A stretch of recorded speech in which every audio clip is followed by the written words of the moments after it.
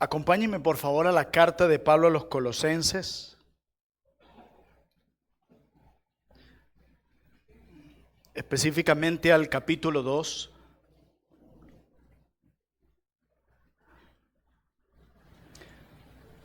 Carta del apóstol Pablo a los Colosenses. Vamos a leer capítulo 2, versículos 16 al 23.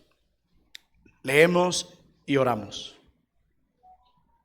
Dice, por tanto, nadie os juzgue en comida o en bebida, o en cuanto a días de fiesta, luna nueva o días de reposo, todo lo cual es sombra de lo que ha de venir, pero el cuerpo es de Cristo.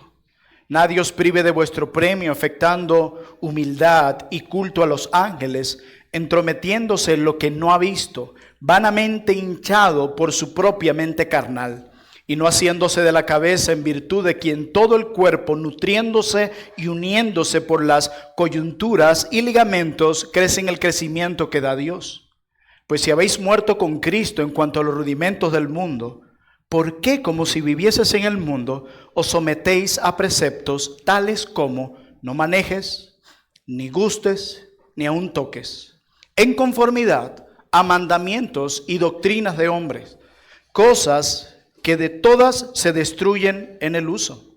Tales cosas tienen a la verdad cierta reputación de sabiduría, y en culto voluntario, en humildad y en duro trato del cuerpo, pero no tienen valor alguno contra los apetitos de la carne. Oremos.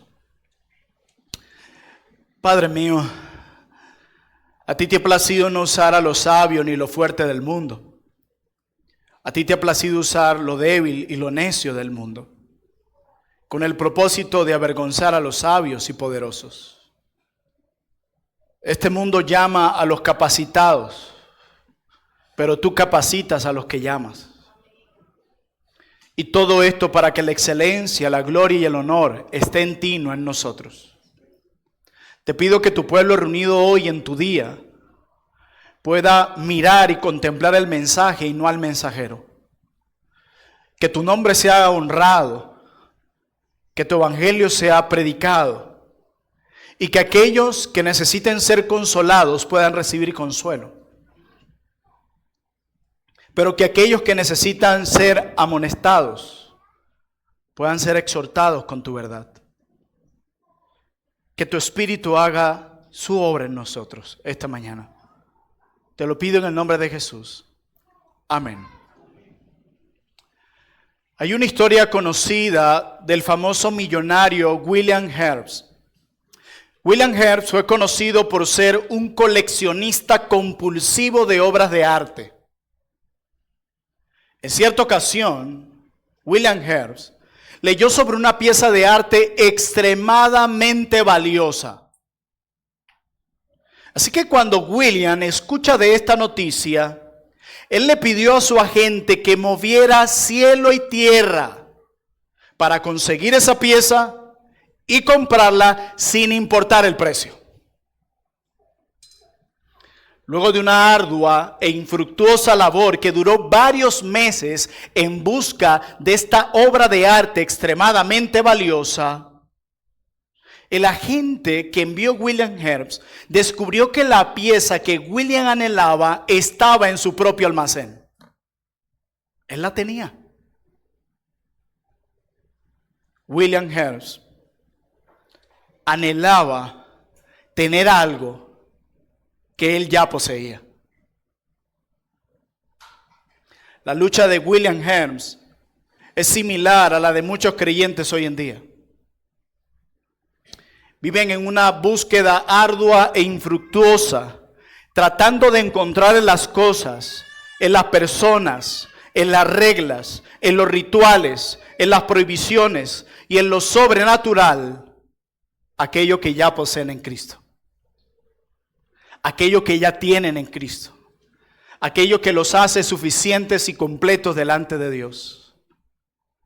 Hoy veremos que siempre va a haber una tentación de correr hacia las cosas, personas, rituales y reglas para encontrar algo que ya tenemos en Cristo. Porque nuestra tendencia es sentir que estamos incompletos Y hemos olvidado, como se titula el sermón, que todo aquel que se ha arrepentido de sus pecados y ha puesto su fe únicamente en Jesucristo, ya está completo en Él. Por eso lo que espero argumentar para ustedes en esta mañana es lo siguiente. Vivamos una vida completa en Cristo, libre de legalismo, misticismo y ascetismo. Repito, vivamos una vida completa en Cristo, libre de legalismo, misticismo y ascetismo. Y mis 3 puntos son sencillos. Mi primer punto, como lo ven en pantalla, lleva por título: estoy completo por Cristo, no por el legalismo. Mi segundo punto lleva por título: estoy completo por Cristo, no por el misticismo. Estoy completo por Cristo, no por el ascetismo. Así que sin más preámbulo, estudiemos estas preciosas verdades que ya leímos en Colosenses 2, versículo 16 en adelante. Veamos en primer lugar que estamos completos, pero por Cristo, no por el legalismo.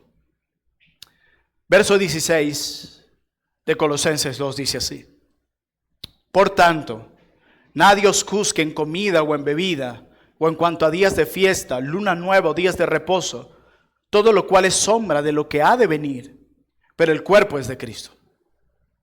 Nuestra sección inicia con un por tanto. Es conocido gramaticalmente como un conector que indica una estrecha conexión con lo dicho anteriormente por el autor. Y la pregunta que debemos hacernos cuando encontramos un conector como este es: ¿qué es lo que el autor viene argumentando anteriormente que nos permite o que hace posible los versos posteriores? Bueno, yo quiero que lean conmigo los versos 8 en adelante de Colosenses 2 para poder entender la conexión con el por tanto del verso 16 y ver cómo encajan el uno con el otro. Dice Colosenses 2:8: mirad que nadie os engañe por medio de filosofías y huecas sutilezas según las tradiciones de los hombres. Esto no viene de Dios, conforme a los rudimentos del mundo y no según Cristo. Porque en Él habita, hablando de Cristo, corporalmente toda la plenitud de la deidad. Y vosotros estáis completos en Él, que es la cabeza de todo principado y potestad. En Él, hablando de Cristo, también fuiste circuncidado, con circuncisión no hecha a mano, al echar de vosotros el cuerpo pecaminoso carnal en la circuncisión de Cristo, sepultados con Él en el bautismo, en el cual fuiste también resucitados con Él, mediante la fe en el poder de Dios que Él levantó de los muertos. Y a vosotros, estando muertos en pecado y en la incircuncisión de vuestra carne, os dio vida juntamente con Él. Y aquí están los efectos del Evangelio: perdonando todos los pecados, anulando el acta de los decretos que había contra ustedes, que no era contraria, quitándolo de medio y clavándolo en la cruz. Y despojando a los principados y a las potestades, los exhibió públicamente, triunfando sobre ellos en la cruz. Por tanto, nadie os juzgue por estas cosas. Ahora bien, expliquemos esto. Los creyentes en Colosa estaban siendo engañados por falsos maestros. Eso lo ratifica el versículo 8. Cuando Pablo los advierte que no se dejen engañar por esas filosofías que se están introduciendo en la iglesia y que no son más que doctrinas de hombres. Estos falsos maestros que estaban en esta iglesia en Colosa afirmaban tener una clave secreta para una vida espiritual más profunda. Por eso Pablo tiene que enfatizar que todo lo que ellos podían necesitar ya lo tenían en Cristo. Pablo tiene que ratificar y reafirmar, debido a esta falsa doctrina, que los creyentes están completos en Cristo. Han sido circuncidados, no literalmente, sino la verdadera circuncisión, hacia donde apuntaba la circuncisión, que es la circuncisión del corazón. Que han sido sepultados con Cristo. Ellos, el día que Cristo murió en la cruz, ellos murieron espiritualmente con Cristo en la cruz. El día que Cristo resucitó de esa tumba, ellos también resucitaron con Él espiritualmente. Y también Pablo tiene que decir, ustedes por Cristo han sido circuncidados espiritualmente, han sido sepultados espiritualmente, han resucitado espiritualmente, han sido perdonados de todos sus pecados, pasados, presentes y futuros. Y no solamente eso, dice el apóstol Pablo, dice que Cristo triunfó sobre todas las potestades en la cruz. O sea que en Cristo también somos más que vencedores. Y debido a esta gloriosa realidad que Pablo ha expuesto desde el versículo 8, o mejor dicho, desde el principio de la carta, nuestros hermanos en Colosa no podían permitir que estos falsos maestros minimizaran la obra de Cristo y establecieran un conjunto de acciones humanas para encontrar la aceptación de Dios para vencer en la batalla contra la carne. Ellos no podían permitirlo. Esto no tiene sentido, agregar a algo que ya está completo. Tengan mucho cuidado, dice Pablo, de escuchar a estos hombres que les dice que el evangelio es algo pequeño. Tengan mucho cuidado con estos falsos maestros que les dicen que Cristo es insuficiente para lograr o para concedernos esa aceptación delante de Dios. Tengan cuidado con estos falsos maestros que dicen que Cristo es insuficiente para otorgarles la madurez espiritual que ustedes necesitan. Tengan cuidado de escuchar y seguir la línea de estos falsos maestros que dicen que Cristo es insuficiente para ayudarlos a vencer los apetitos carnales. Tengan cuidado con eso, porque en Cristo es tan completo y Cristo es suficiente para su justificación, pero también el poder y la obra de Cristo es suficiente para su santificación. Y lo primero que promueven estos falsos maestros a los hermanos de la iglesia en Colosa es que si guardan ciertos mandamientos del Antiguo Testamento, podrán gozar de una vida espiritual más profunda y podrán ser aceptados delante de Dios y amados por Dios. Y lo dice, por tanto, si ustedes están completos en Cristo, si en Él fueron circuncidados, sepultados, resucitados, sus pecados perdonados, Él anuló el acta de los decretos que había contra ustedes, ya todo se hizo, triunfó sobre las potestades. Por tanto, no dejen que nadie los juzgue por estas cosas como si el sacrificio y la obra de Cristo fuera incompleta. Nadie os juzgue en comida, bebida o en cuanto a días de reposo, luna nueva o días de reposo, por lo cual todo esto es sombra de lo que ha de venir. Esto es lo que se conoce como legalismo. Pablo le dice, ustedes están completos por Cristo, no por el legalismo. ¿Pero qué es el legalismo? De acuerdo a Timothy Keller, él lo define de esta manera. El legalismo consiste en buscar algo diferente a Jesús y a través de ese algo diferente ser aceptados delante de Dios. Repito, el legalismo consiste en buscar algo diferente que no sea Jesús y a través de ese algo diferente el hombre busca ser aceptado delante de Dios. Y John Piper agrega algo más a esta definición. John Piper dice que el legalismo es la convicción de que el cumplimiento de la ley te dará aceptación delante de Dios. Y Piper agrega, el legalismo es una falla en estar asombrados por la gracia de Dios.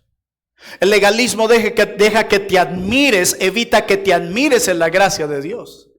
El legalismo deja que te admires en la misericordia de Dios. El legalismo minimiza la obra de Cristo en la cruz y pone tus obras por delante como un medio para ser aceptado delante de Dios.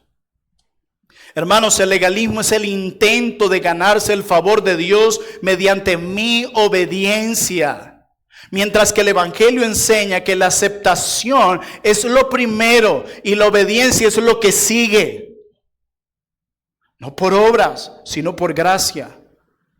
Como dijo el pastor Sujal Michelin, el legalismo no descansa en la obra de Cristo para ser aceptados y amados por Dios. El evangelio más bien nos mueve a la obediencia por el hecho de haber sido aceptados de pura gracia. Obedecemos no para ser aceptados, obedecemos porque ya fuimos aceptados por gracia, porque tampoco merecíamos ser aceptados. Ese es el primer paso para la salvación, el reconocer que no merecemos el cielo, el reconocer que merecemos el infierno y el castigo por cada uno de nuestros pecados. La ley de Dios nos encuentra culpables. Nadie es tan bueno como dice ser. Todos hemos sido hallados culpables por el juez del universo cuando somos expuestos ante las profundidades y realidades de la ley de Dios. Absolutamente todos. Todos estamos destituidos de su gloria debido a nuestra maldad. Todos nacimos en Adán. Como decía un puritano, todo hombre nace atado a uno de dos hombres como a una correa, o a Cristo o a Adán. Esa es la realidad.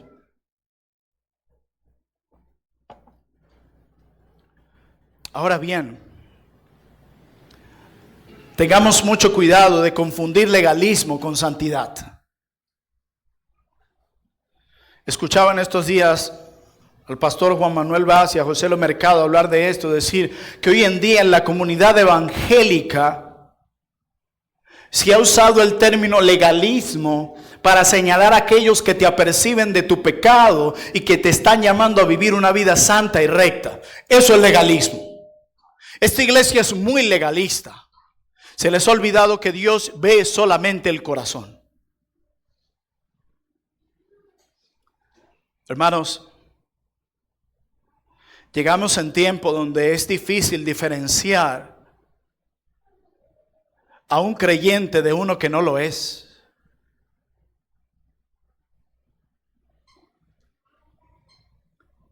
Se parecen tanto en la forma de hablar, de tomar decisiones, de vestirse, que ya tú no sabes diferenciar a un creyente de aquel que no lo es. Y más en tiempos donde parece que el cristianismo parece estar de moda. Si mi artista favorito ahora profesa que soy cristiano, me parece atractivo esto del cristianismo. Me parece lindo esto de ir a la iglesia, me parece cool. Estamos viviendo tiempos muy duros. Y decía el pastor José Lo Mercado, él decía que tú vas a un campamento de verano de jóvenes cristianos cuando van a la piscina, a la playa, y ya tú no puedes diferenciar en la forma como se viste una jovencita cristiana de la que vive en el mundo impía y destituida de la gloria de Dios. Sí, la Biblia nos llama a vestir con modestia. Eso no es legalismo. Eso sí está en la Biblia. Yo te puedo probar de Génesis a Apocalipsis que a Dios sí le interesa cómo nos vestimos. La ropa fue hecha para cubrir, no para mostrar. Y es triste ver jovencitas en la iglesia cómo se visten, pero también ancianas en la iglesia que quieren vestirse todas apretadas como niñas, exhibiendo un cuerpo que no les pertenece. Pero cuando tú hablas de eso, Dios ve el corazón. Y eso pone un problema serio en nosotros. ¿Sabes qué serio? Yo preferiría que Dios solo viera el externo mío que mi corazón. Porque externamente puedes disfrazarte y esconderte muchas cosas. Pero esa declaración de que Dios conoce el corazón, primero los invitaría a analizar el contexto en el que se dijo. Y segundo, eso nos pone en serios problemas a ti y a mí. Porque tú sabes que nuestro corazón está lleno de maldad. Hacemos muchas cosas por orgullo, por arrogancia, por envidia, por celos. Y estamos tan cegados que no podemos verlo. Tiene que venir el Espíritu Santo a quitar la venda de nuestros ojos. Y es más, la Biblia enseña: por sus frutos los conoceréis. La Biblia nos llama a juzgar basado en los hechos. La Biblia nos da descripciones de personas que no son verdaderos creyentes, descripciones que un verdadero creyente las vería solo externamente, porque solo Dios ve el corazón. O sea que a la Biblia sí le interesa. La Biblia nos llama a tener cuidado de lo que hablamos, porque lo que decimos puede reflejar mucho lo que hay en nuestro corazón. Así que a Dios no solo le interesa lo que hay en nuestro corazón, sino lo que se manifiesta externamente. Alguien que afirma eso no conoce la Biblia. Más bien, tu forma de vestir puede estar mostrando muchas cosas de tu corazón. Tu deseo de que te codicien, de que te admiren, de competir, de lucir como la más bella, y muchas perversiones más pueden estar allí. ¿Por qué imitar al mundo? Como decía J.C. Ryle, ese es el problema, que es más fácil contagiarse de una enfermedad que de una buena salud.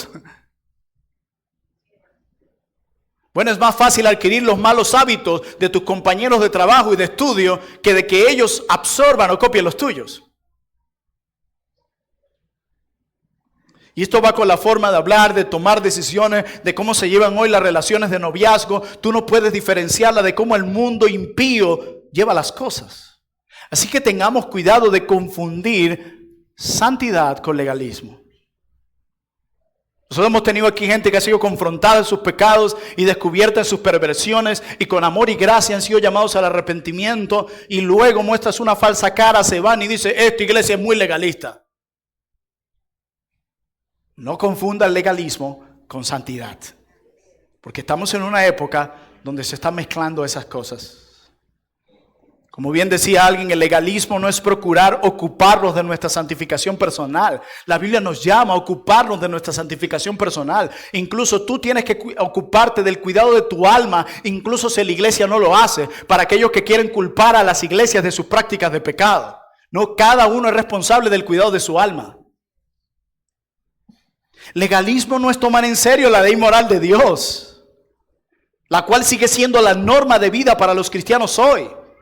Y no son 8 mandamientos, no son 9 mandamientos, son 10, que siguen siendo la norma de vida para los cristianos.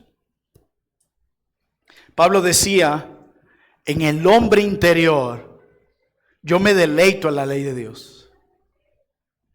Para aquellos que piensan, no, eso es del Antiguo Testamento, no, en el Nuevo Testamento. Yo me deleito en la ley de Dios. Y es interesante que Pablo hace esta declaración luego de mencionar los 10 mandamientos. Si ustedes ven la promesa del nuevo pacto en Jeremías 31, Dios nos dice que escribiría su ley en nuestro corazón y nos permitiría andar en esos mandamientos que Él pondrá en nuestro corazón. En Hebreos capítulo 8 dice que tenemos la ley de Dios morando en nuestro corazón. El salmista decía que se deleitaba en obedecer la ley de Dios. Santiago y los demás apóstoles exhortan a los creyentes nacidos de nuevo a que caminen en la ley de Dios. Así que cuidado con promover el antinomianismo, una vida antiley. No, la Biblia nos llama a andar en santidad, rectitud en cada una de nuestras acciones, pensamientos y motivaciones. No confundamos legalismo con santidad. O no llamemos legalismo aquello que promueve nuestra santidad, aquello que sí está claro en la palabra de Dios. Y el problema con estos puntos que plantea Pablo aquí, que están haciendo estos falsos maestros, no está diciendo Pablo que la ley es mala. El problema con estos falsos maestros es que está diciendo que si cumples estas cosas, serás aceptado delante de Dios. Serás más amado por Dios. Y hermanos, quiero decirle algo. Nosotros no somos más amados por Dios cuando obedecemos, ni somos menos amados por Dios cuando pecamos. La razón por la que nosotros somos amados, de la forma en que somos amados por Dios, es porque estamos unidos a Cristo y Dios ama a su Hijo Jesucristo como a nadie más. Y nosotros somos amados precisamente porque estamos unidos a aquel a quien Dios ama completamente. No por nosotros, es por Él. Y Él en aquellos que Él ama, pone su ley para que anden en ella. En aquellos que Él ama, pone su espíritu dentro de ellos para que nunca abandonen la fe. Y el que la abandonó es porque solo la tenía en sus labios y no en su corazón. Y Pablo le dice, ¿qué locura es esta? De ustedes tratar de encontrar aceptación delante de Dios cuando ustedes ya están completos en Cristo. Ustedes han sido perdonados en Cristo, fueron sepultados en Cristo, resucitaron con Cristo. Él anuló el acto de los decretos que estaba en contra de ustedes para que ustedes fueran aceptados delante de Dios el Padre. ¿Qué hacen ustedes tratando de agregar algo más a la obra de Cristo? O como decía un siervo del Señor, Cristo más nada es igual a todo. Nosotros no necesitamos Cristo más.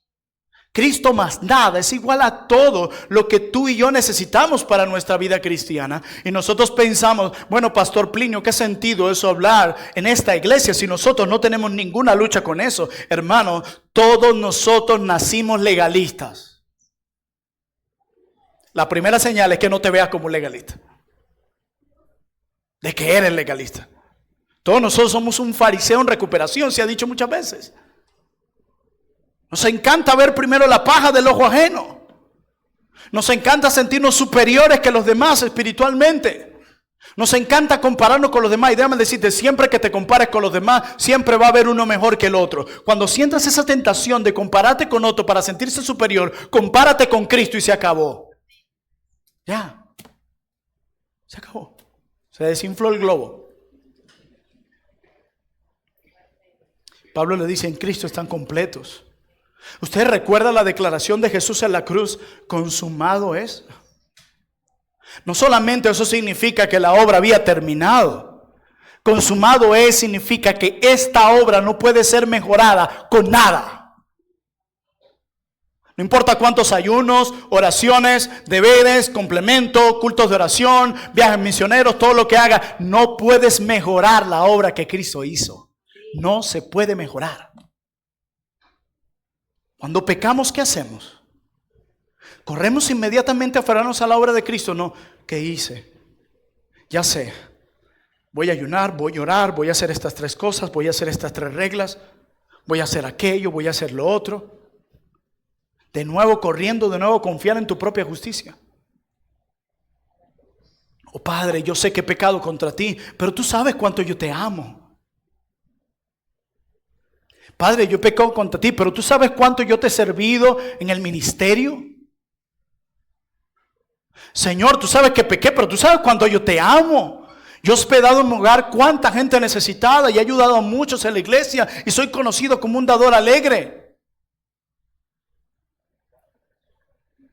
Queremos mejorar un poquito la obra de Cristo, y si la mejoro un poquito con mis acciones o obras o ritos, puedo garantizar que Dios me acepte y a pesar de mi pecado no me deje de amar. Todos nosotros luchamos con el legalismo en muchas formas. Se lo dice a alguien que tiene 12 años pastoreando y ha tenido muchas personas frente a mí en consejería, y cuando le digo, ¿cómo está luchando con el pecado? Cristo está completamente ausente. Estoy haciendo esto, estoy haciendo lo otro. No, hermanos, en Cristo estamos completos. Consumado es, su obra no puede ser mejorada. Hagas lo que hagas. Y Pablo les dice, estamos completos por Cristo, no por el legalismo. Cristo resucitó y ustedes con Él. Cristo murió y ustedes con Él. Fueron perdonados. El acta de los decretos ha estado limpia. Por tanto, no dejen que nadie los juzgue en estas cosas, diciendo que si las cumplen serán más aceptados o amados por Dios. Pero hay un segundo mal que se introdujo en esta iglesia. Los falsos maestros en Colosas intentaban minimizar la obra de Dios, no solo al promover el cumplimiento de ciertas leyes del Antiguo Testamento para ser aceptados y amados por Dios, sino que también promovían ciertas experiencias místicas para lograr también una vida espiritual más profunda. Y así llegamos a nuestro segundo punto. Estoy completo por Cristo, no por el misticismo. Estoy completo por Cristo, no por el misticismo. Verso 18. Nadie os prive de vuestro premio, afectando humildad y culto a los ángeles, entrometiéndose en lo que no ha visto, vanamente hinchado por su propia mente carnal, y no haciéndose de la cabeza en virtud de quien todo el cuerpo, nutriéndose y uniéndose por las coyunturas y ligamentos, crece con el crecimiento que da Dios. ¿Pero qué es el misticismo? Ya definimos el legalismo, pero ¿qué es el misticismo? De una manera muy sencilla, el misticismo es la búsqueda de una experiencia religiosa más profunda a través de la comunicación directa con Dios, dejando de lado el intelecto y apoyándose en la intuición y la iluminación interior. Repito, Es la búsqueda de una experiencia religiosa más profunda a través de la comunicación directa con Dios, dejando de lado el intelecto y apoyándose en la intuición y la iluminación interior. Alguien decía que el siguiente texto es uno de los favoritos de los místicos, Juan capítulo 1, verso 9. ¿Qué dice la palabra de Dios en Juan 1:9? Aquella luz verdadera, hablando de Jesús, del Dios encarnado, que alumbra a todo hombre, venía a este mundo. Ellos dicen, hay una luz verdadera de Dios en todo hombre. Y por tanto, lo que debemos hacer es buscar esa luz dentro de nosotros. Es de esa manera en cómo nos conectamos directamente con Dios. De hecho, si tú lees un místico del siglo V y un místico del siglo XX, pude leer a ambos, no cambiaron ninguno en su postura. Ambos enfatizan la necesidad de renunciar al intelecto y a la razón para lograr una unión mística con Dios. De hecho, cito a un místico contemporáneo, Vladimir Lossky, creo que murió en el 1950 y algo, hace poco. Y él decía, es necesario renunciar tanto a los sentidos como a toda labor de la razón. Renunciar a todo que pueda ser conocido por los sentidos del entendimiento, para que podamos ser capaces de unirnos en perfecta ignorancia con aquel que trasciende todo ser y todo conocimiento.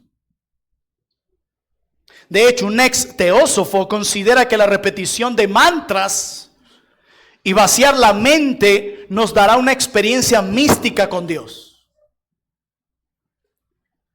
Repítelo, repite esta frase, repítelo. Repítela una y otra vez. Ellos decían que la clave es la repetición. Ese tipo de acción puede vaciar la mente y recuerda que es una experiencia profunda con Dios donde hacemos a un lado el intelecto para tener esa experiencia mística directa con Dios.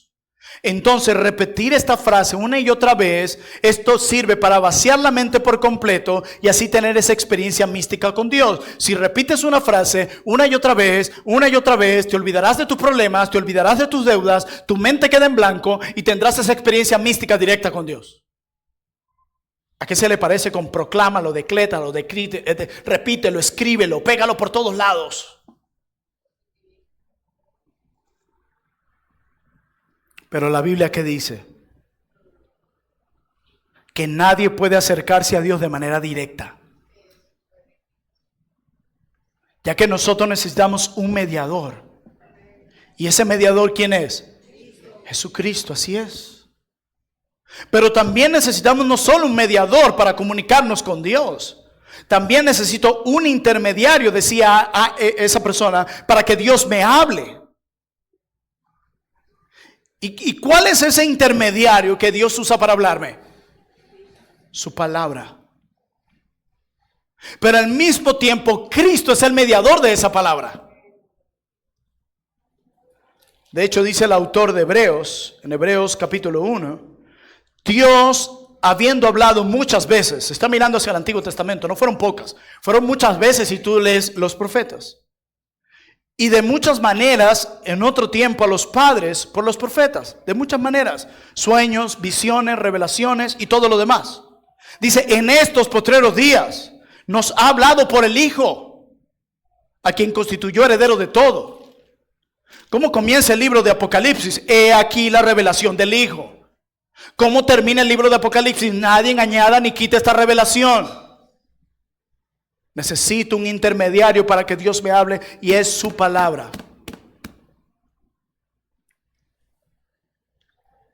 Pero necesito un mediador de esa palabra y es Cristo. Y Dios dice, tiene que hacer un lado la razón. La razón no. Da rienda suelta a tus emociones. Más bien necesitamos vaciar la mente. Pero ¿qué dice la Biblia? Porque a mí me interesa lo que dice la Escritura.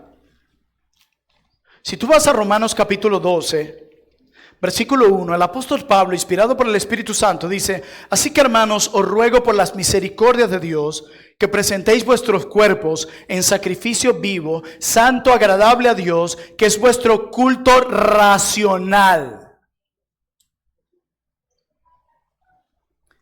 Esa palabra para culto viene de adoración a Dios, consagración de todo lo que yo soy y lo que tengo hacia Dios. Y esa palabra en griego, racional, es la palabra logikon, de donde viene nuestra palabra para lógico. Hermanos, nosotros le damos a Dios una adoración racional. Esa idea de deja que el Espíritu se mueva.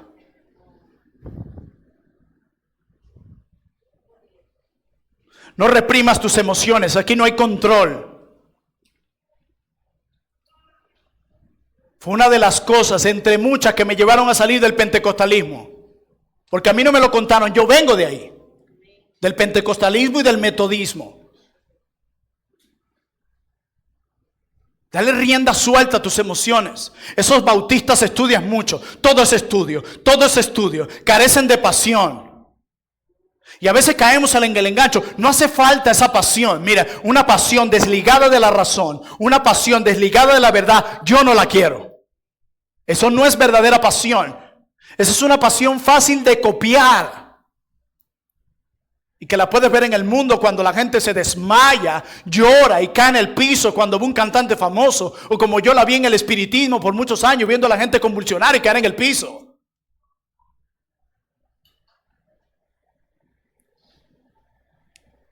Tengan mucho cuidado, porque el legalismo y el misticismo no se han ido de la iglesia.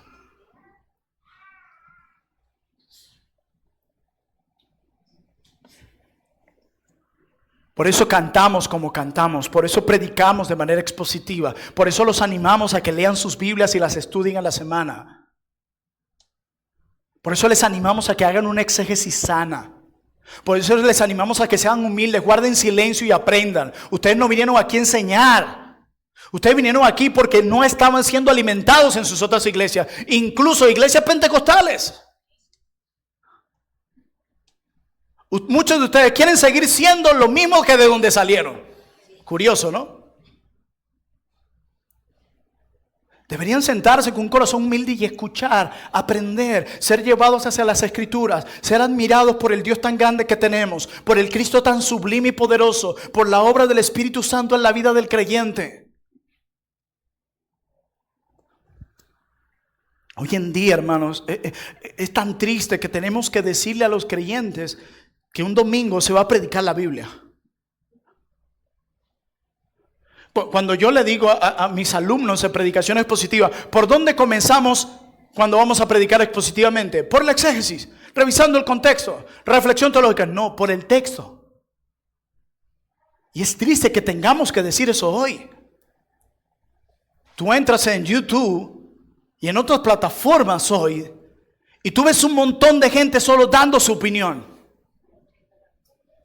Y un montón de gente escribiendo, sí, yo estoy de acuerdo, sí, me parece, sí. Toda la opinión de la gente, pura opiniones personales. Pastores haciéndole preguntas y no van a la Biblia a responder con la Biblia.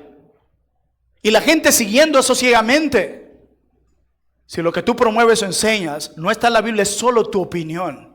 Y yo no estoy obligado a seguir tu opinión. Se ha perdido el uso de la razón. Y por eso muchos incrédulos piensan que a los creyentes no nos interesa la razón. Que los evangélicos somos una especie de gente torpe que no lee, que no estudia. Sino que sencillamente usa corbata, camisa manga larga, una Biblia debajo del brazo y van sencillamente a levantar las manos, a cerrar los ojos y a llorar. No, ellos tienen que saber que a nosotros, nuestra adoración a Dios es razonable. Está fundamentada en la verdad. Guiada por la verdad, sostenida por la verdad. Y por eso Pablo les dice en el verso 18, nadie os prive de vuestro premio. Esta frase transmite la idea de un árbitro que descalifica a alguien por no seguir las reglas del juego. Lo que está diciendo Pablo es, no permitan que estos hombres los descalifiquen porque ustedes no practican las experiencias místicas y espirituales que ellos hacen. Probablemente estaban haciendo sentir como cosa menor a muchos miembros de la iglesia en Colosas. Yo escucho hermanos decir, cuando yo estaba en la anterior iglesia, yo me sentía muy mal porque yo no hablaba en lenguas. Yo no había sido sellado o habitado por el Espíritu. La Biblia dice que al momento que tú te arrepientes y crees, dice Efesios capítulo 1, ya el Espíritu mora en ti. Y tienes un montón de gentes falsificando lenguas, sueños, profecías. Hace unos años fui a una iglesia buscando a alguien y el de la entrada me detuvo y me dice, ¿a qué parte del culto va? Yo, ¿cómo que a qué parte del culto? Sí, porque tenemos un espacio donde es pura alabanza. Un espacio, una reflexión del pastor. Y de 1 a 2 de la tarde es un tiempo de profecías y revelaciones. ¿Desde cuándo el hombre le puede decir a Dios cuándo aparecer? Campaña de sanidad de sábado 17 de junio de 7 a 9. Ok, Jehová, a esa hora tienes que descender, que el Espíritu Santo venga y nos ayude. Son 2 horas nada más. Yo no veo eso en mi Biblia. Yo no veo a los apóstoles diciendo, vamos a Damasco, vamos allá, a ver si nos ayuda algo sobrenatural, y nos creen. Cuánta mentira y abusos. Ahora ustedes saben por qué están aquí, ¿no? Cuántos abusos. Y quiere el Señor abrirle los ojos a muchos como lo hizo con nosotros. Cuántos abusos. Los falsos maestros en Colosas descalificaban a los creyentes por no tener las mismas experiencias religiosas, alegando que necesitaban algo más profundo mientras se posicionaban como jueces superiores, bajo la apariencia de humildad, porque noten lo que dice el texto: nadie os prime de vuestro premio afectando humildad o manifestando o expresando humildad. O sea, la idea de estas acciones espirituales era para lucir humildes. Wow, qué espiritual es el hermano tal. De hecho, algunos estudiosos afirman que estos místicos practicaban largos ayunos, dormían pocas horas y se preparaban para ver visiones. Quien pasa tantas horas sin comer, tantas horas sin dormir, va a ver de todo.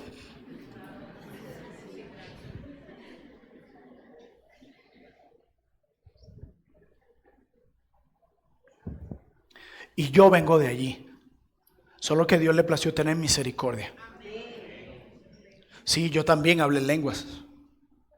Y me tocó falsificarlas muchas veces. Sí, yo soñaba todos los días. Yo vengo de allí.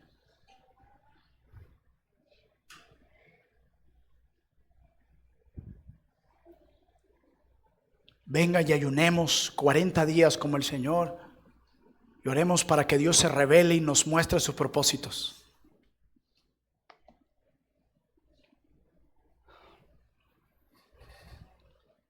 La palabra de hoy es menospreciada no por los impíos, sino por muchos evangélicos. Hoy solo escucho desde púlpito opiniones de hombres. Solo opiniones. Y da dolor que uno ahorita tenga que buscar con pinza una iglesia donde la Biblia se enseñe. Da mucho dolor. Donde escucha predicar los mismos textos para argumentar las mismas tonterías, vaciar los bolsillos de los feligreses o llevarlos a un emocionalismo divorciado de la verdad de Dios. Pero nosotros somos los más espirituales. ¿Cuánto tiempo tú ayunas? ¿Cuánto tiempo tú oras? Mira, a mí una de las cosas que a veces me hacía sentir mal, le voy a ser sincero, es cuando la gente me decía, el Señor a mí me levanta de madrugada a orar. Decía, Dios mío, yo no me puedo levantar de madrugada a orar. ¿Qué tan mal estoy? Y hermanos, no estoy diciendo que el que se levanta de madrugada a orar está en pecado. Pero hermanos, si tú lees la Biblia, ¿cuántos son los casos que se levantaron en la madrugada a orar? Pedro pudo dormir tranquilito en la cárcel. Daniel en el foso de los leones. David lo venía a perseguir su hijo. en paz me acostaré y así mismo voy a dormir hasta el día siguiente. Y así fue. ¿Qué pasa? Que durante el día tú no oras, que Dios te tiene que levantar la madrugada. ¿Ven cómo espiritualizamos todo? El misticismo no se ha ido de la iglesia. Y yo sé que muchos están encendiendo su abogado interior ahora. Pero sé humilde y escucha. Porque el primer paso para que esta palabra de hoy penetre en nuestro corazón es reconocer primero que hay legalismo en nuestros corazones, incluyendo el mío, misticismo, incluyendo el mío. Y al parecer el razonamiento de estos hombres era algo así, decía alguien. Mira, Dios es tan sublime, yo soy tan indigno, que en lugar de llegar directamente a Él, yo prefiero llegar por medio de los ángeles. Tal cual como lo dice Pablo.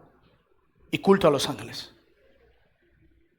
Ellos decían recibir revelaciones sobrenaturales por parte de Dios y de tener visiones de parte de Dios. Y esto fue escrito cuando todavía los 66 libros no estaban completos. Ya Pablo tiene que señalar esto. Imagínate nosotros ahora, donde el canon ya está completo.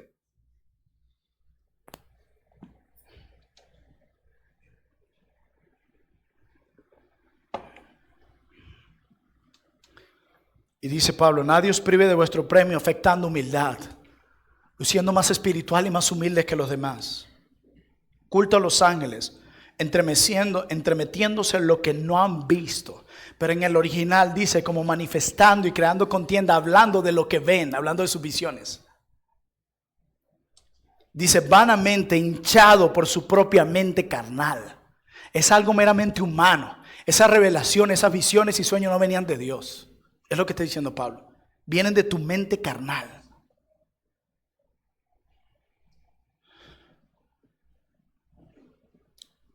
Y el punto aquí, y lo delicado, es que cada una de estas cosas, lo que buscaban era quitarle a Cristo su lugar de preeminencia. Por eso Pablo dice, nadie os juzgue, nadie os prive. Ellos no estaban descansando en Cristo. Miren cómo lo dice el verso 19. Y no haciéndose de la cabeza. Ellos no estaban descansando en Jesús. Estaban asidos de la cabeza que es Cristo. Sino de sus propias experiencias místicas para conectarse con Dios. Y dice Pablo, en virtud de quien todo el cuerpo nutriéndose y uniéndose por las coyunturas y ligamentos, crece con el crecimiento que da ¿a quién? No las experiencias místicas. No las actividades sobrenaturales. El crecimiento viene directamente de estar conectado con Cristo, que es la cabeza. Viene de Él. Porque ellos decían, ¿quieren tener una experiencia más profunda? Hagan esto. Pero Pablo dice, no, el verdadero crecimiento espiritual que ustedes necesitan lo da Dios, no esas experiencias. Y por eso Pablo le dice que estamos completos por Cristo, no por el legalismo. Estamos completos por Cristo, no por el misticismo.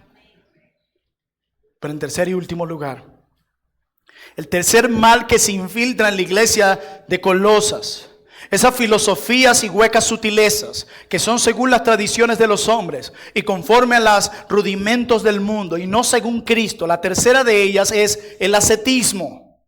Y así llegamos a nuestro tercer punto. Estoy completo por Cristo, no por el ascetismo. Versos 20 en adelante. Pues si habéis muerto con Cristo en cuanto a los rudimentos del mundo, ¿por qué, como si vivieses en el mundo, os sometéis a preceptos tales como no manejes, ni gustes, ni aun toques, en conformidad a mandamientos y doctrinas del hombre? Tal cual como comienza el verso 8. Cosas que todas se destruyen con el uso. Tales cosas tienen a la verdad cierta reputación de sabiduría, en culto voluntario y de nuevo en humildad, con el propósito de mostrarse más humilde y superior a los demás, y en duro trato del cuerpo. Aquí está el ascetismo. Pero ¿saben qué? No tiene ningún valor alguno contra los apetitos de la carne. ¿Qué es el ascetismo? El ascetismo enseña que debemos privarnos Dejar de participar de ciertos placeres y comodidades y llevar una vida rigurosa si queremos crecer espiritualmente. El ascetismo promueve una vida de privaciones para alcanzar un estado espiritual más profundo.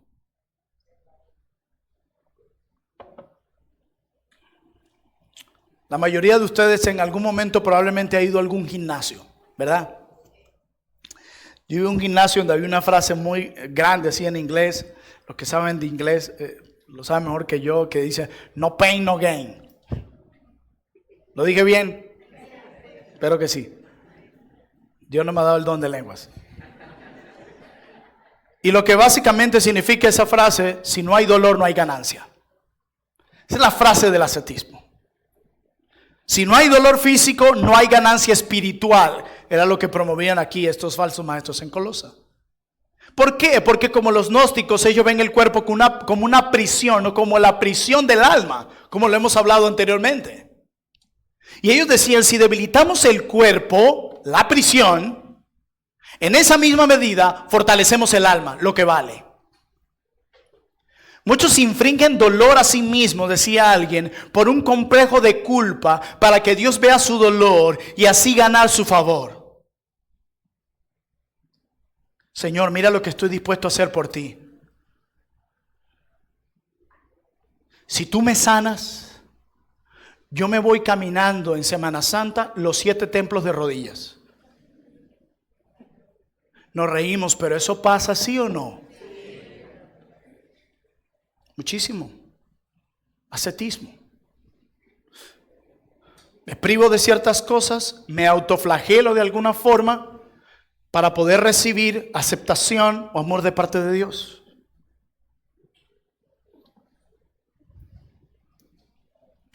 Y hermanos, esto sucede, esto toma muchas formas.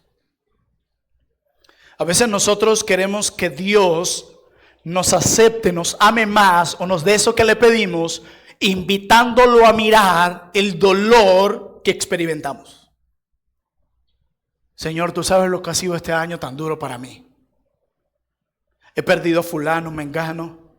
He sufrido por entregarme a la obra, el desprecio de muchos, el rechazo de otros. Me he quedado sin empleo de manera repentina. Todo el mundo me acusa y me señala.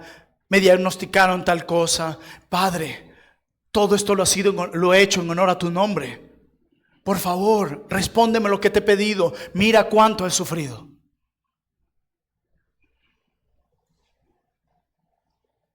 O mira, Dios no te quiere. Mira cuántas cosas te han pasado. Así no funciona. La idea del ascetismo o de la asceta es infringirse algún tipo de dolor para ganar la aceptación o el favor de Dios. Y dice Pablo en el verso 20, ¿por qué, como si vivieses en el mundo, os sometéis a preceptos? Y dice el 22, en conformidad a mandamientos y doctrinas de hombres. Esto no proviene de Dios. ¿Quién te dio ese mandamiento? ¿Quién te prohibió hacer eso? No, mi pastor. Si lo que te dice el pastor no concuerda con lo que la Escritura dice, debes decir no. Y lo mismo, entras a redes sociales y un montón de opiniones. ¿El cristiano puede hacer tal cosa? No. ¿Por qué? Porque a mí no me parece. Y hacen unos razonamientos tan tontos a veces. Yo digo, ¿y esa persona está ocupando un púlpito en una iglesia? Y más hoy en las redes sociales donde cualquiera quiere opinar lo que quiera. Opiniones es lo que escuchamos. Hermanos, dice en conformidad, mandamiento y doctrinas. Es donde viene la palabra dogma. No permitas que los dogmas de otros te controlen tu vida. Y yo no estoy hablando de las cosas que están prohibidas en la Biblia. Las cosas que la Biblia sí prohíbe y manda, tú estás obligado a aceptarlas, y eso no es ni legalismo ni ascetismo, ya lo dijimos. Me estoy refiriendo a esas cosas que no están en las páginas de la Escritura. que la Biblia no prohíbe, que la Biblia no manda. Y el problema con esto, dice Pablo, es que todo esto ha sido prohibido por el hombre, no por Dios. Mira, a mí no me importa qué tan sabio, famoso, pastor tú seas o líderes en las redes sociales. Si lo que tú dices no concuerda con la palabra de Dios, es solo tu opinión. No, pero por sabiduría yo recomendaría tal cosa. Dios mío, ese es el miedo de los legalistas.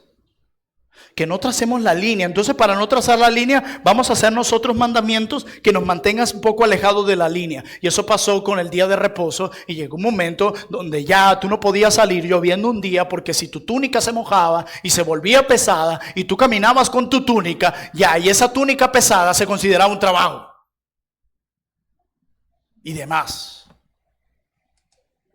Si te llenaban la sandalia de barro, intentaba sacar el barro de tu sandalia, ya se consideraba un trabajo. Eso no lo dice la Escritura.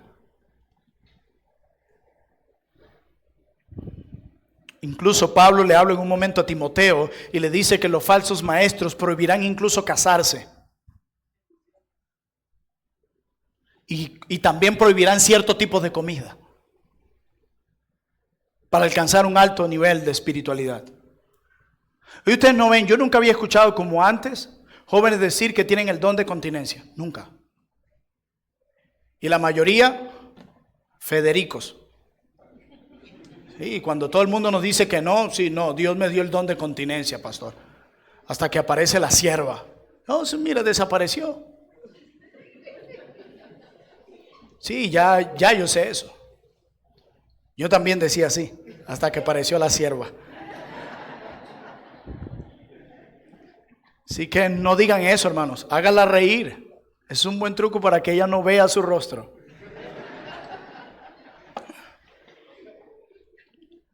Y la Biblia lo dice, que estos hombres llegarán prohibiendo cosas que la Biblia no prohíbe. Dentro de la iglesia, no fuera.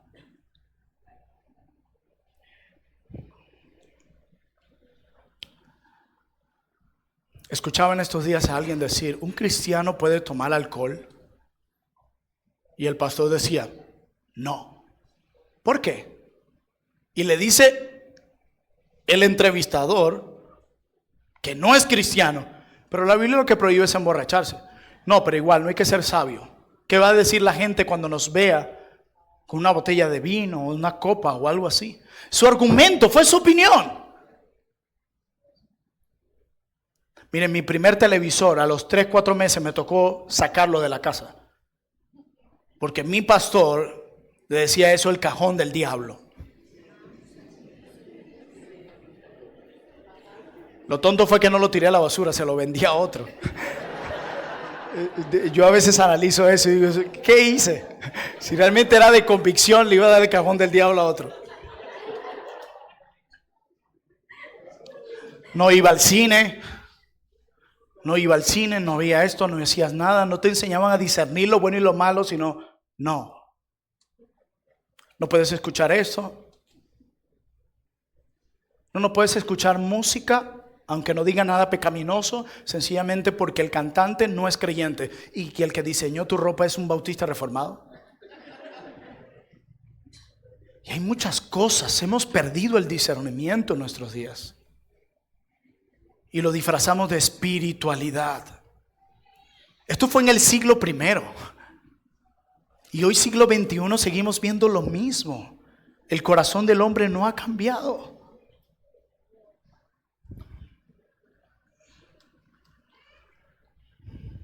Y Pablo dice, esto debe ser rechazado porque viene de los hombres.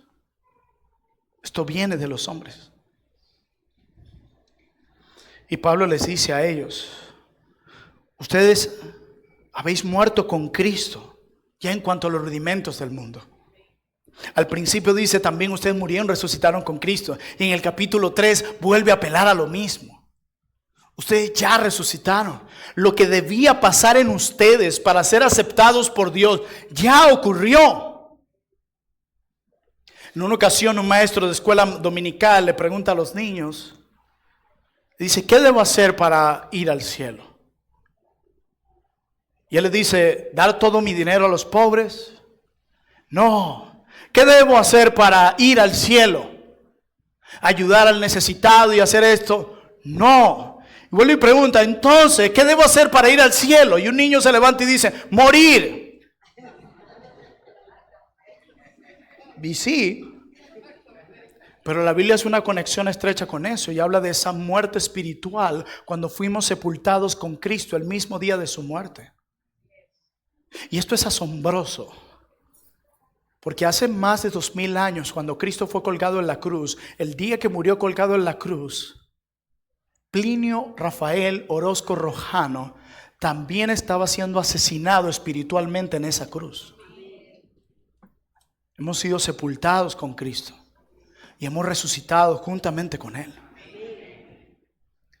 Pero Pablo dice, no solo esto debe ser rechazado porque es mandamiento de hombre. Esto no viene de Dios.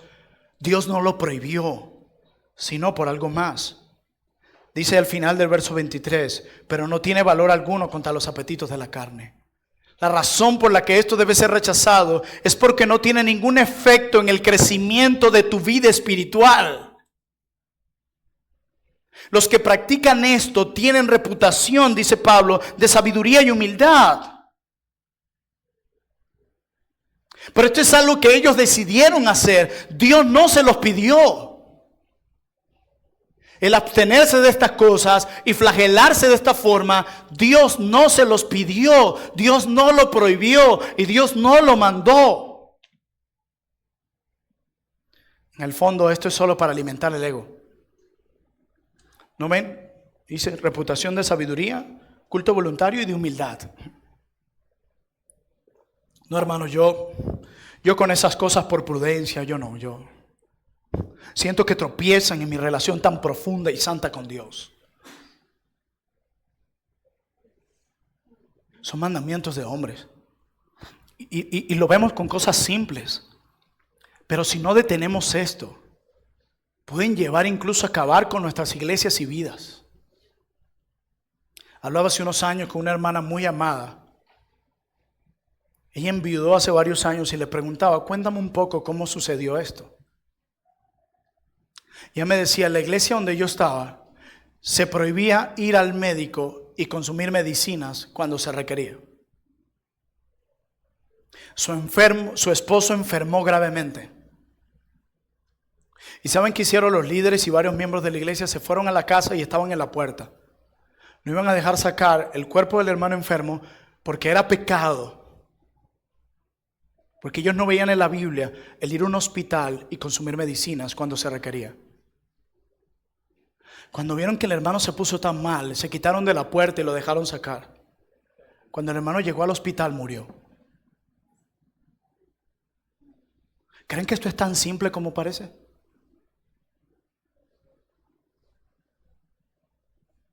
Bueno, pero la Biblia no lo dice, decían ellos. Sí, la Biblia tampoco dice que compres carro, que uses camisa manga larga, que te peines de tal forma. ¿Y por eso lo haces? La Biblia no se trata de la industria farmacéutica o de cómo usar la camisa, si larga o no, que cubra tu cuerpo, o de qué peinado usar. Nos da principios y podemos apelar a los principios. Pero cuidado en poner carga en la conciencia de otros hermanos. Incluso poner carga en tu propia conciencia. Porque hoy en día es muy común decir, bueno, mi conciencia no me acusa. Sí, puede estar cauterizada. Como Lutero debemos decir que mi conciencia sea atada a la palabra. Si lo que tú dices se encaja con la palabra, muy bien, gloria a Dios, adelante. Pero si no, son solo tus opiniones y tus mandamientos y tus ideas. Esto nos puede llevar a cosas tan trágicas, tan dolorosas como la muerte de un hermano en la fe.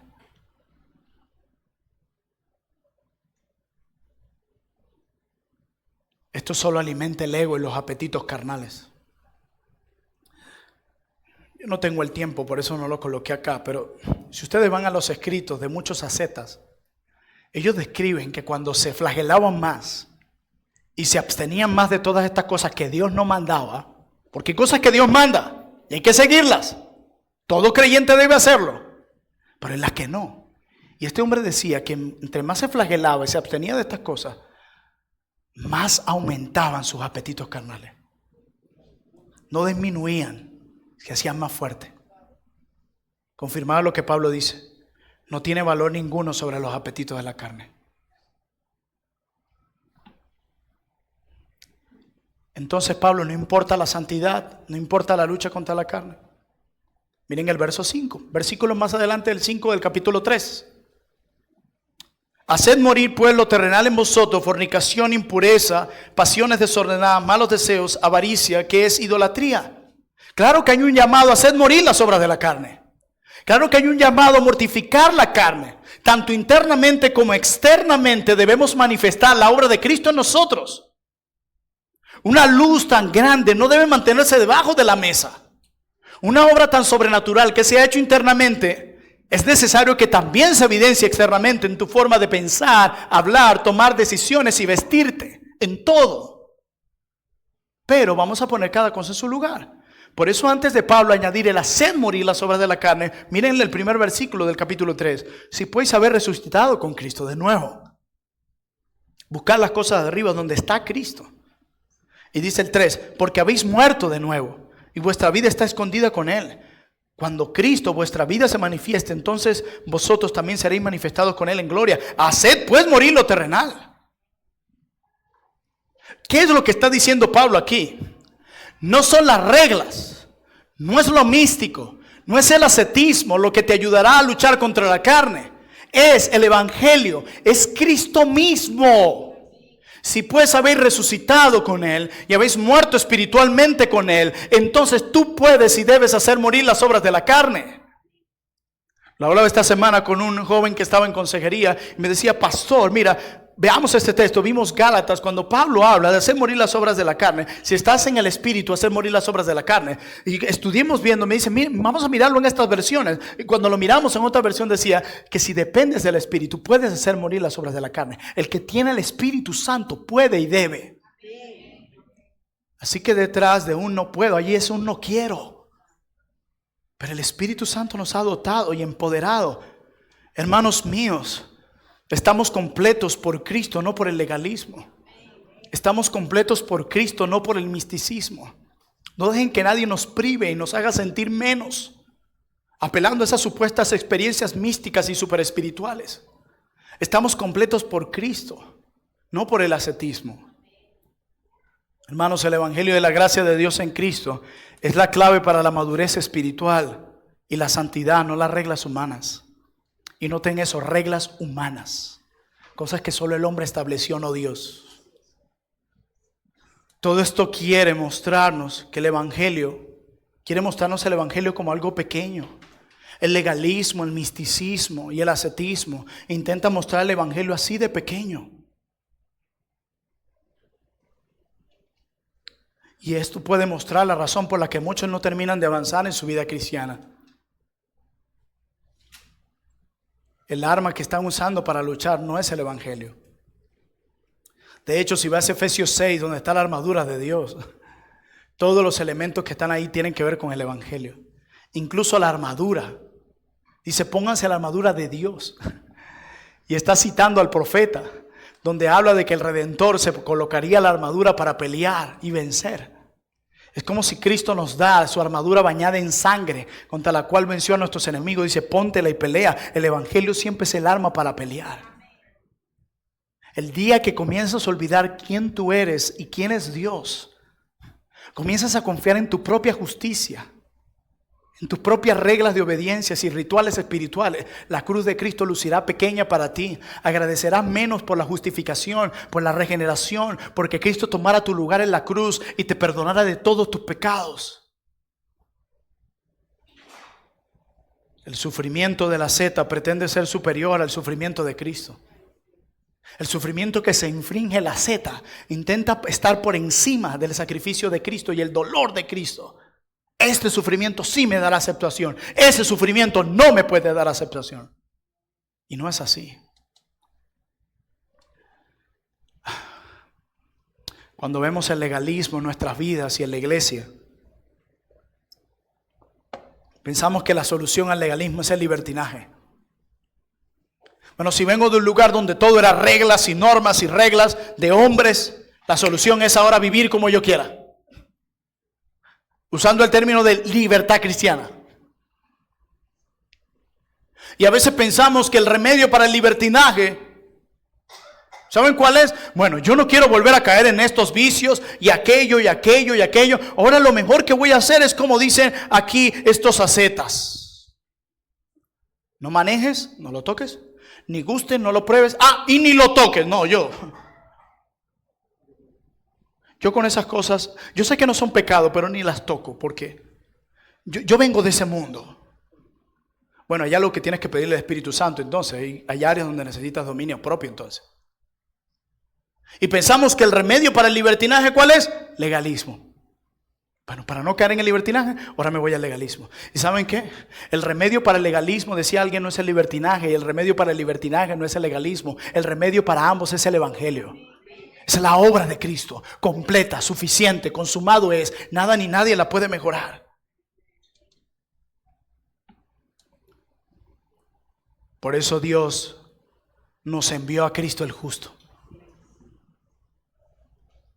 Por eso Dios tuvo que enviar a Jesús. Nunca seremos aceptados por nuestra obediencia. ¿Saben por qué? Porque nunca podremos practicar la obediencia de manera perfecta. Por eso Dios envió a Cristo el justo. Para que ya no confiáramos que no, bueno, yo me porto bien, yo no le hago mal a nadie. Todos hemos sido hallados culpables. A menos que seas perfecto y tú sabes que no lo eres. Y precisamente por los culpables, Dios envió a Cristo el justo. Para redimirnos. Para que fuéramos aceptados por Él. Para que fuéramos perdonados. Para que el acta de los decretos contra nosotros ya fuera anulada. Para ser nuestro sustituto. Y nuestra obediencia es una respuesta a esa gracia. Nuestra obediencia es la respuesta a esa obra regeneradora que hemos recibido, no la causa. Hermanos, vivamos una vida completa en Cristo, libre de legalismo, misticismo y ascetismo. Porque en Cristo podemos vivir la vida santa que Dios demanda de nosotros. El Evangelio de Cristo, su obra poderosa, tiene el poder de ayudarnos a lidiar y a mortificar nuestros apetitos carnales. Eso sí hace la obra de Cristo. Algunos creyentes piensan que el Evangelio es solo para los incrédulos. Yo necesito el Evangelio solo para ser justificado. Alguien decía, el Evangelio no solo es la puerta, sino el camino por el que los creyentes tienen que seguir transitando.